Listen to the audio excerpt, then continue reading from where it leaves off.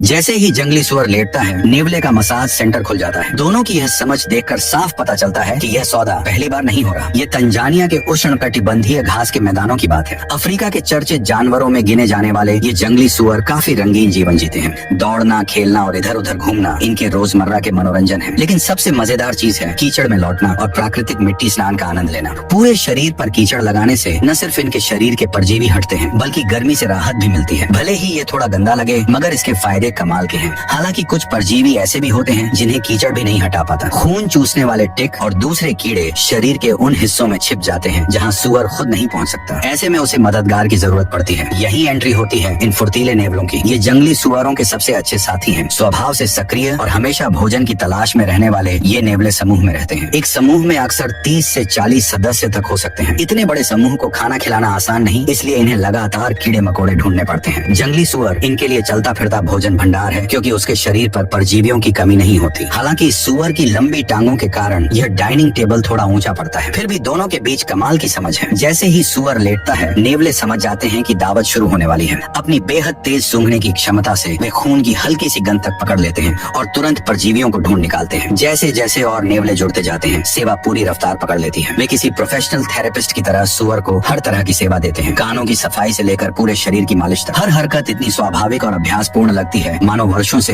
यही काम कर रहे हैं। जब और सुअर आ जाते हैं तो काम और बढ़ जाता है। प्रतिस्पर्धा से बचने के लिए नेवले कभी कभी अपने पसंदीदा ग्राहकों पर अपना इलाका तक तय कर लेते हैं। उधर सुअर आराम से कीचड़ में लेटा रहता है और इस शानदार सेवा का आनंद उठाता है। शायद वह सोच रहा है, अगर जिंदगी में ऐसे मददगार हों तो घास के मैदान की जिंदगी भी कितनी आरामदायक हो सकती है। इस अनोखे प्रजातियों के बीच हुए सौदे में दोनों का फायदा है। नेवलों को पौष्टिक भोजन मिल जाता है और जंगली सुअर को गहरी सफाई व राहत। बेशक नुकसान सिर्फ उन बेचारे परजीवियों का होता है।